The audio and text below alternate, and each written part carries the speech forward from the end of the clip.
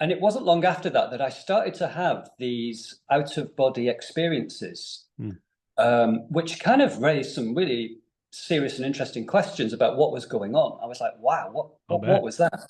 And they happen quite frequently.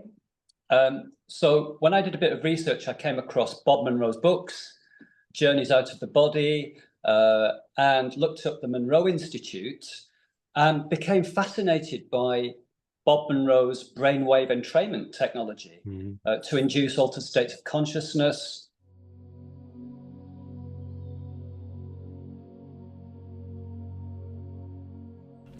Hey, thanks for joining us for Focusing In, formerly the Hemi-Sync podcast. This is episode 43. Our guest today is the Reverend Lee Taylor. Reverend Lee is a pioneering priest who has embraced a unique approach to the spiritual life of his church by introducing sound bath meditations at St. Colin's Church in North Wales, that's in the UK. This innovative initiative has garnered widespread attention, drawing large numbers of spiritual seekers. A special feature film is being made by the Diocese of St. Asaph to showcase the remarkable success of sound baths at the church in the hope that it will inspire other churches to do the same. Father Lee is recognized for his progressive outlook, forward-thinking, and commitment to inclusivity. With a passion for innovation, he continues to explore ways to bridge tradition and contemporary spirituality. He is a Biofield sound practitioner and an active member of the Harmonic Egg community, incorporating regular sessions into a spiritual routine. Please welcome Father Lee Taylor. Okay, Father Lee, thanks so much for joining us today. So I guess to kick things off, how did you come up with the idea of offering sound baths at church? Well, I've always been interested in the connection, or rather the intersection between spirituality and well-being, because I firmly believe that we're here to expand, grow, and evolve and spiritualize our consciousness. And I think this is a process of fine-tuning. So I think it's a process of keeping ourselves in tune with the Creator and all things created. Now, the interesting thing is, as you probably know, in recent years, there's been a sort of huge popularity in sound healing. And you know, more and more people are exploring the benefits of this for relaxation, stress reduction, and just overall well-being.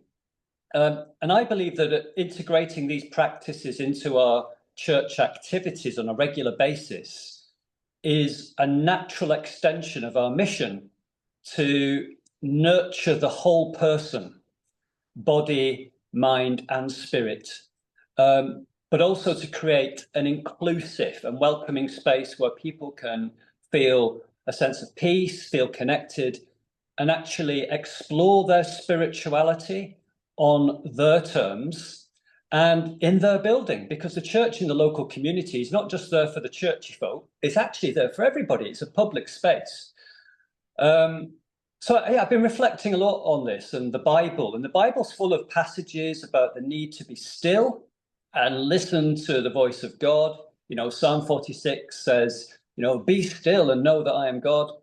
And when I think more about what Jesus was about, his teaching, his ministry, he was all about inclusive healing, spiritual renewal, community togetherness. But more importantly, what Jesus did, you know, he reached out to people in love and compassion without judgment and embraced people exactly where they were on their spiritual journeys. And that's just something that speaks so powerfully to me. And if people come to my church and they leave the church feeling joyful, if they feel happy, fulfilled, peaceful, I think we've done our job.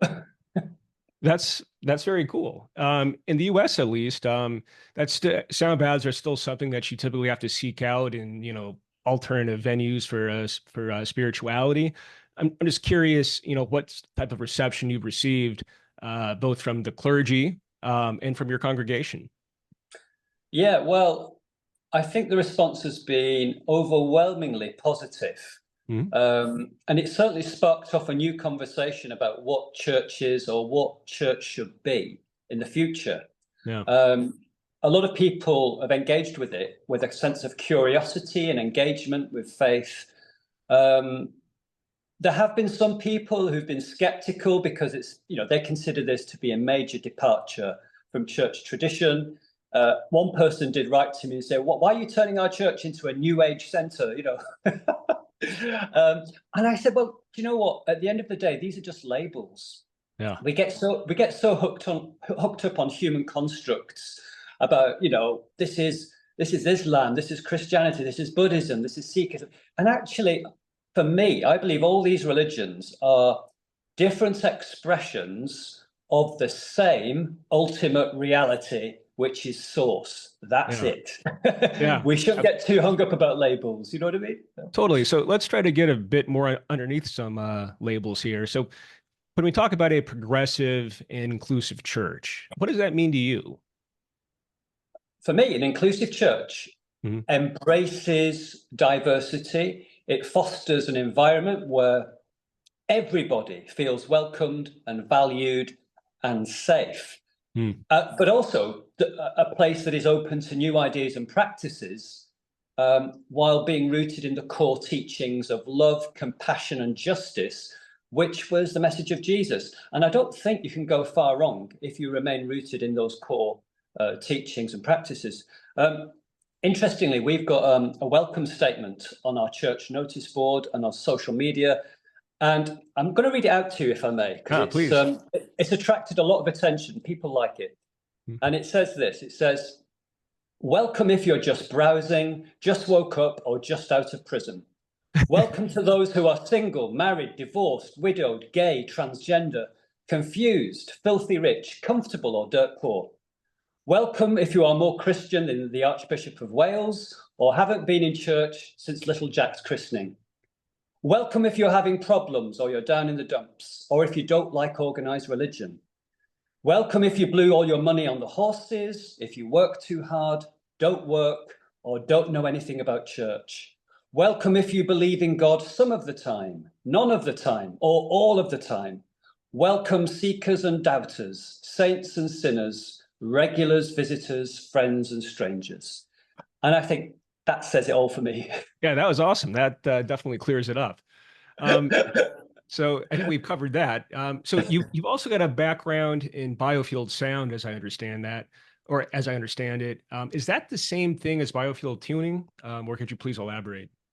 Yeah, they're kind of related, but they're not identical. Okay. So biofield sound refers to specific sound frequencies that interact with the body's energy field, creating homeostasis, balance, and harmony, cohesion. Whereas biofield tuning is a holistic wellness therapy that uses tuning forks, a bit like the ones behind me on the shelf here, actually. These I see that. very colourful ones that represent the rainbow body or the chakras. And what the tuning forks do, they locate and correct any distortions within the body's energetic field. So in a way, the tuning forks act as a magnetic stylus that moves the charge around the magnetic field. Because by adjusting the field, we adjust the flow of electricity through our body and restore harmony. So yeah, it's something I've been doing for about a year or two now. Yeah. Very cool, and makes total sense. So I'll keep moving through your bio here. Tell us about the Harmonic Egg. I've kind of checked out some of their stuff online. I very much appreciate their excellent use of egg puns and plays on words in their literature, but please tell us a bit more about it. Yeah, I've been going to the Harmonic Egg now for just over a year. And I've kind of incorporated it as part of my own spiritual practice and meditation. So what it is, it's the Harmonic Egg is a healing light and sound chamber that uses frequencies and colored lights. It's a very deeply immersive experience that helps to balance the body's energy system, a little bit like using the tuning forks, but just different. And the egg shape is very intentional because it's the ideal environment to resonate sound. Gail Lynn, who is the creator of the egg, she's written a book called Unlocking the got it somewhere on my bookshelf. Uh-huh. There it is, Unlocking the Ancient Secrets of Healing. And in that book, she says that the egg shape is there to harness the sacred geometry and natural flow of energy, which allows a more balanced and harmonious experience. So I found it really beneficial, in my kind of meditative practices. That's cool. I mean, there are theories of the universe that posit that it all started with a cosmic egg. It's kind of like the primordial shape, I guess you could say. Yeah, it's very symbolic, isn't it? Yeah, it is. And then when you think, the universe came into existence through sound. Wow, that's amazing. In the beginning was the word, or the holy and actually we are vibratory beings, because on a quantum level, or a subatomic level, we're all vibrating. Yeah, everything's vibrating. Yeah, and of course, music, everything that we're subject to day by day, all these frequencies around us affect our field and therefore affect our physical bodies as well. Yeah, and I do believe that's how a lot of people do become sick. Totally. Because it's what we subject ourselves to. Even if it's bad news or whatever, music or it does affect us on a very deep level. Absolutely. And so with that background, I can kind of see how this is all taking shape and where this is headed. But tell us a bit about how you became interested in Hemi-Sync and in Monroe Institute, which you are representing today. Oh yeah, yeah. Well, it's it's a kind of black T-shirt, so black and white. It goes well with the uniform. Actually. It does, yeah. It almost looks like it's part of the frock, I guess. Yeah, it's a new expression of church. Yeah. Well, it was a few years ago now, during the COVID pandemic and all these lockdowns that we kept having, and my life just slowed down dramatically. I started to spend more time in the garden, learning about plants and herbs, reading books about nature, meditating, just really slowing down that pace of life. And it wasn't long after that I started to have these out-of-body experiences, which kind of raised some really serious and interesting questions about what was going on. I was like, wow, what was that? And they happen quite frequently. So when I did a bit of research, I came across Bob Monroe's books, Journeys Out of the Body, and looked up the Monroe Institute and became fascinated by Bob Monroe's brainwave entrainment technology to induce altered states of consciousness, and particularly the focus levels, in the gateway experience, which I've also kind of tried myself.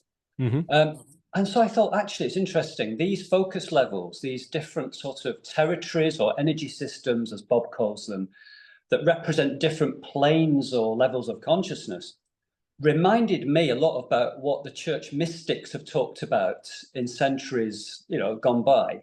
Yeah.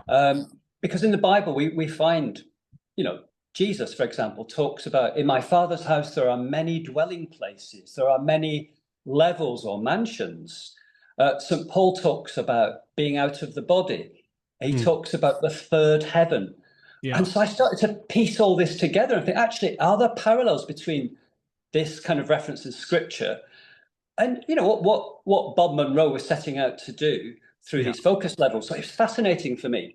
So last year I went to the Monroe Institute and attended the near-death experience spectrum for a week. And my first experience of Hemi-Sync was a guided meditation by the wonderful Suzanne Giesman, who had such a beautiful, soothing voice. And that was quite a profound experience for me in my Czech unit at the Monroe Institute, my controlled holistic environmental chamber. I think that's what it stands for. Yeah, very good. That's right. I messed that up a lot, actually. Yeah, so I experienced Hemi-Sync for the first time at the Monroe Institute and found that actually it enhanced my spiritual experience, clarity of mind, and actually helped me to sleep better as well. It was great for sleep. So I just found it really fascinating. And so I incorporate a lot of Hemi-Sync in my daily meditative practices. Very cool. So, just to kind of pick through some of the things there. So you started going out of body. It sounds like you weren't actually trying to induce that state, but you were doing some work to kind of put yourself in a state where you were receptive to going out of body. You were getting very relaxed, but not actually trying to induce it. Is that correct? Yeah, they were Uh-huh. spontaneous. Wow. So they happened because I was spending time relaxing my mind, which, Yeah. in this job, it's very hard to keep still because I look after three churches, three parishes. I'm dashing around all the time.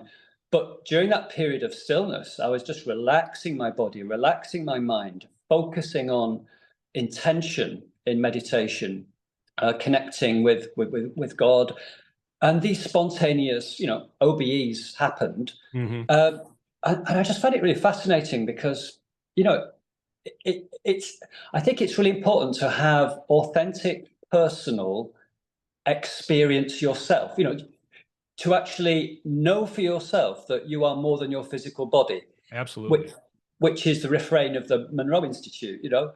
Um, and then I looked into William Buhlman, who was a trainer at the Monroe Institute, Hmm. who talks about sort of practices or techniques that you can uh, use to achieve the out of body state, which I tried and they were successful. So yeah, it opens up all these, literally realms. Yeah. you Well, know. it's interesting how you tie scripture into this too, because I think you can make the case that huge chunks of the Bible were written by folks that were having, extraordinary experiences. Like you talk about burning bushes or parting the Red Sea. Like this is not stuff that is happening in like ordinary consciousness, right? Or, Mm. visions of angels or hell realms or, whatever you might have, heavenly realms. So yeah, I think that is a huge piece of the Yeah. puzzle that is largely gone missing in organized religion. I agree with you. And I think the church today are kind of frightened to actually delve into this Yes, because, fear is a you big know, deal there. Yeah. that there's nowhere in church teaching or in the canons of the church or in the constitution that is very clear about what Christians believe about out of body states. But yet, clearly, like you've just said, you go back to the mystics, for example, the Spanish mystic, St. Teresa of Avila, Hmm. had out of body experiences very clearly. She described them as, or she described the soul or consciousness as a crystal castle that had many dormitories or levels Hmm. that ranged from fear, which was a low vibrational place to be, to joy and union with God. And it's clear to me when I read her work that she's having an out of body experience. And why don't we just talk about it in those Yeah. terms? Yeah. Yeah. Yeah. No, that's great to have this conversation and kind of bring it into collective consciousness. Very cool. So let's see. So let's talk about your new Hemi-Sync album then. You've had a lot of experience working with Hemi-Sync now. Mm. It's time to kind of bring your own personal contribution in, uh, into the world. This album is entitled "Blessings of the Heart," which is a meditation journey through awe, forgiveness, and fulfillment. What Mm. inspired you to create this? Um, I've been reflecting a lot on our emotional states and how our emotional states profoundly influence our spiritual well-being. Um, if we're in a state of fear, I mean, we know that low vibrational emotion of fear restricts and stifles our growth and development. If we're in a state of fear, we don't flourish. Hmm. So just to tie something in here, I last year I was involved in Squid Game: The Challenge, which is a big Netflix reality I was, TV program. I was going to bring that up. Uh, I didn't want to digress too much, but yeah, I'm, oh, no, I'm glad I you think did. it's kind of pertinent because Okay. the reason I went on that was not I wasn't interested in winning. I didn't have the stamina, to be honest. Um, but I was fascinated by the subliminal themes and motifs in that program, in the original program, because it's all about fear. It's about humanity is currently locked in a state of fear, Yeah. living moment by moment in survival mode Yeah. because of crippling debt, because of fear of money and all sorts of things. And I think it speaks, I think it gives us a lot of themes that we should wake up and pay attention to them because it's telling us something. Yeah. You know, this is the old paradigm, capitalism. There needs to be a new story, a new narrative, a new paradigm that helps humanity evolve beyond fear to embrace these positive emotions of love, joy, awe, Yeah. fulfillment, peace, Yeah. abundance. So I think it was partly my experience on the Squid Game and part of my experience of meditating that made me think, you know what?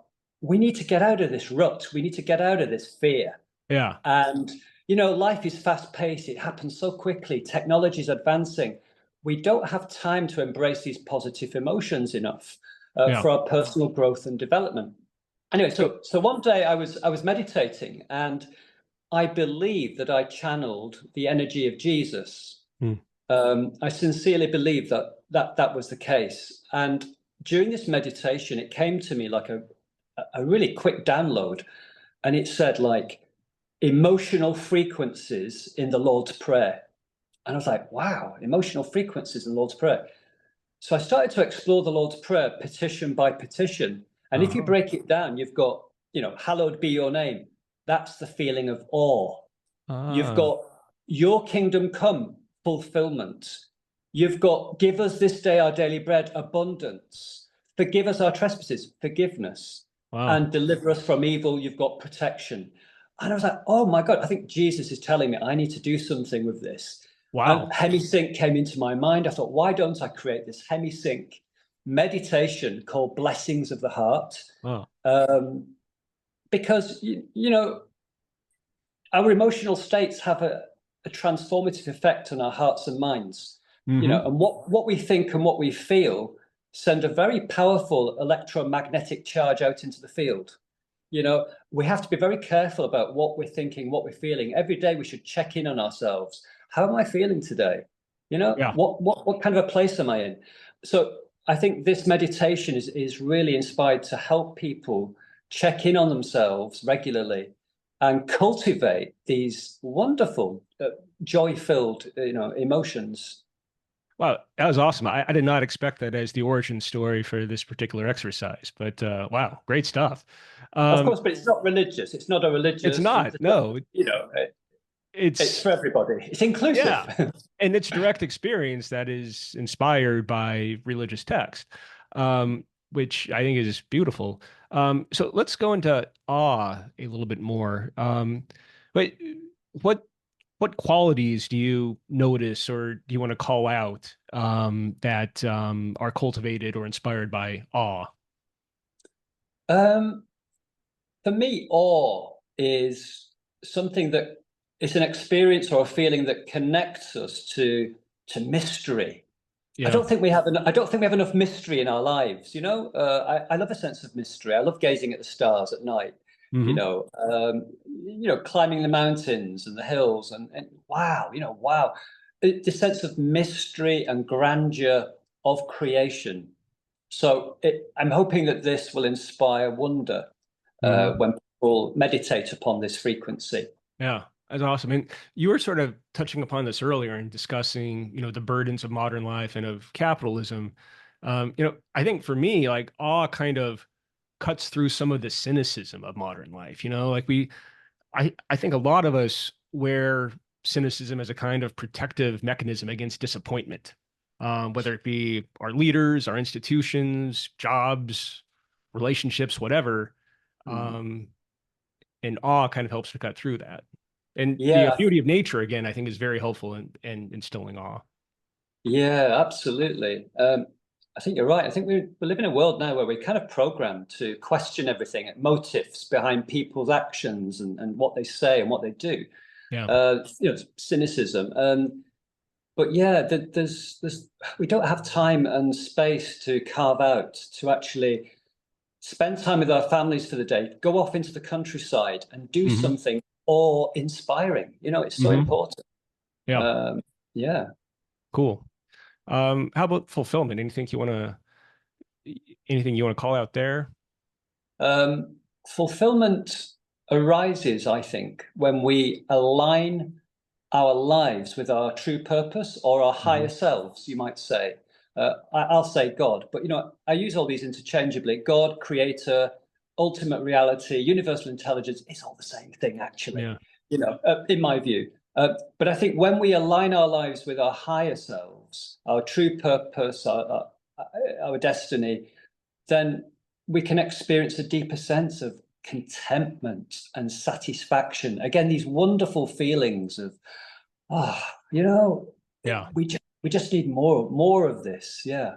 Yeah, and you've also got some great visual imagery in the exercise itself too. So for awe, you have the image of standing on a cliff overlooking a canyon. For fulfillment, you offer the image of standing firmly grounded on rich soil, which I think is perfect. That's actually something that I like to do every day, barefoot ideally, but Yeah. yeah, I think it's perfect. Mm. How about abundance? Anything to call out Um, there? yeah, abundance for me reflects the mindset of gratitude and appreciation. And I think it encourages within us a sense of openness and generosity to others. So I think with each of these segments, it's not about just serving the self. I like to think that it will flow out into the community, into our families, our friends, that actually what we feel will overflow to others around us as well. So Yeah. yeah. And I love how you're talking about abundance kind of as a feeling or as an energetic quality. And it's not just about, wealth, which I think is how most people are kind of wired to think about abundance. So here you sort of offer the image of picking the right fruit and holding the weight in your hand, which I think is a lovely visual. Good stuff. How about forgiveness? Yeah, forgiveness. Now, this is one of the most difficult things for humanity, isn't it? Yeah. Forgiving someone it's because of the ego that puts up this defense mechanism, and it's very hard to accept, to forgive somebody who's hurt us or wronged Yeah. us. But it's a powerful, powerful act of healing because it frees us from all these burdens of resentment. It's a wonderful thing to do. Yeah. Um, when I was in my out of body state a few years ago, I was made to feel the emotions of somebody that I hurt many years ago without going into too much detail. Mm. And it's quite common in near-death experience as well that people, you kind of align yourselves with somebody else's consciousness. It's like you're experiencing that as if you're that person. And when I had that experience, I immediately got on the phone to the person I'd hurt. And I said, "Oh, please accept my forgiveness. I didn't realize how much I'd hurt you. And it was a wonderful release for them and for me. Hmm. Um, we all need to practice this more in our lives because if we don't forgive, we're holding on to something. And again, we're stifling our own growth. So, forgiveness allows us to love more freely. It's about keeping that flow of energy, that positive energy around us, within us, and around those that we love and that we encounter. Beautiful. And in the exercise, it seems like you're emphasizing forgiveness of self as much as of others. And that can often be even more difficult. Yes, absolutely. Yeah, I think I use in that section of the meditation a phrase something like, I forgive myself. Um, I'll try and do better next time. Mm. It's okay to make mistakes, Yeah, but I will try better next time. That's a wonderful affirmation, I think. it is. Lovely. And finally, how about protection? Protection involves creating safe spaces, not only within ourselves, but within our communities and in our homes. Yeah. I think it's important to feel safe. We know that feeling of like, I'm safe, I'm protected. Whether it's at home or whether it's you feel you're protected by your guardian angels, your guides, Yeah. the masters, or God. We all need to feel protected. Yeah. Yeah.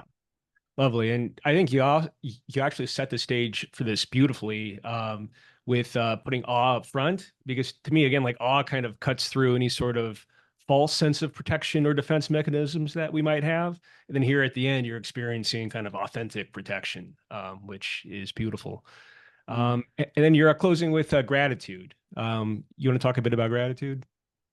Yeah, I mean, yeah. I think quite often in life we forget to give thanks, for the simple things, Yeah. whether it's having a meal. I mean, I still say what's called the grace before meals, by myself or with others, just giving thanks for, the food, for those who have grown it, for those who brought it to the shops, to our table, just those simple things, which the church has always done very well, actually, giving thanks.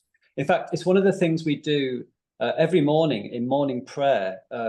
Always begins with gratitude, giving thanks for the night that has passed and giving thanks for the day ahead and those that we will spend our day with. And I think it really is an important thing to do first thing in the morning, begin with gratitude, because it really does have an effect, on your day.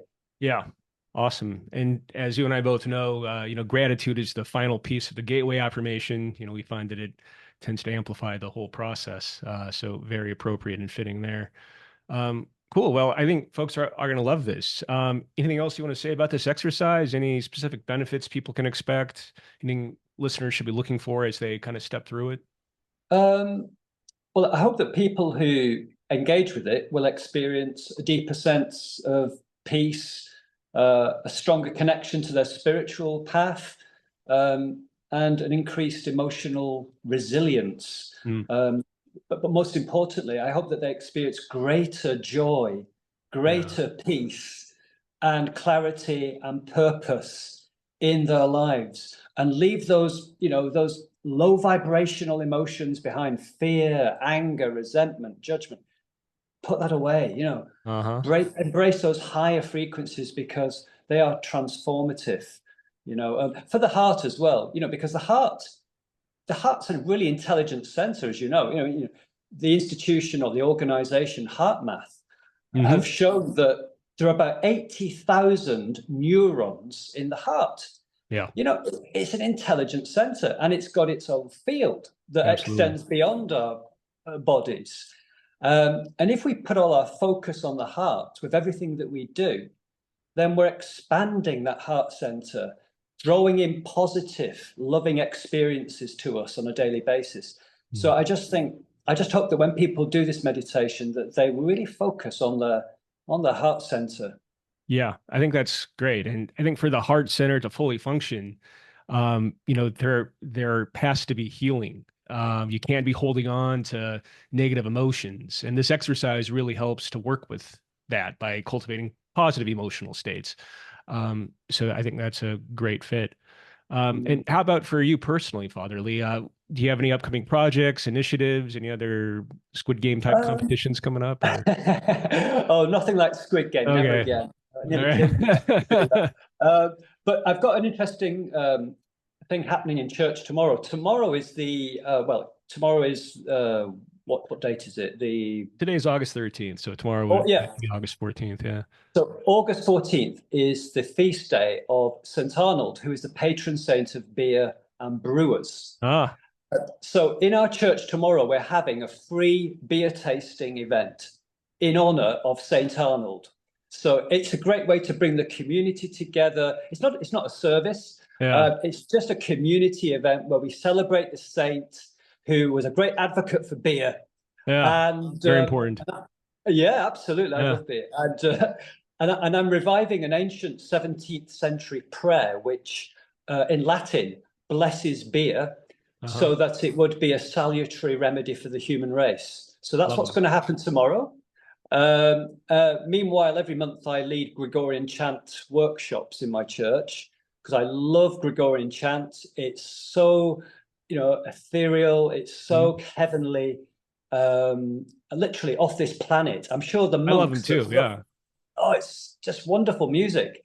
Where can people go to find out about that, like the schedule and how to get there and the time and everything? Yeah. So if you're interested in any of the activities we do here, visit the website, which is allthews.stcothlanschurch.org.uk, and you spell that STCOLLEN. Cool. We'll put that in the pod description too. Yeah, or you can look at my Twitter, which What's your is Twitter? at Father Lee Anthony. Lovely. Yeah. All right. Father Lee, thanks so much for joining us. Thanks for creating Blessings of the Heart with us. And we'll look forward to talking to you again soon. Thank you. Thank you.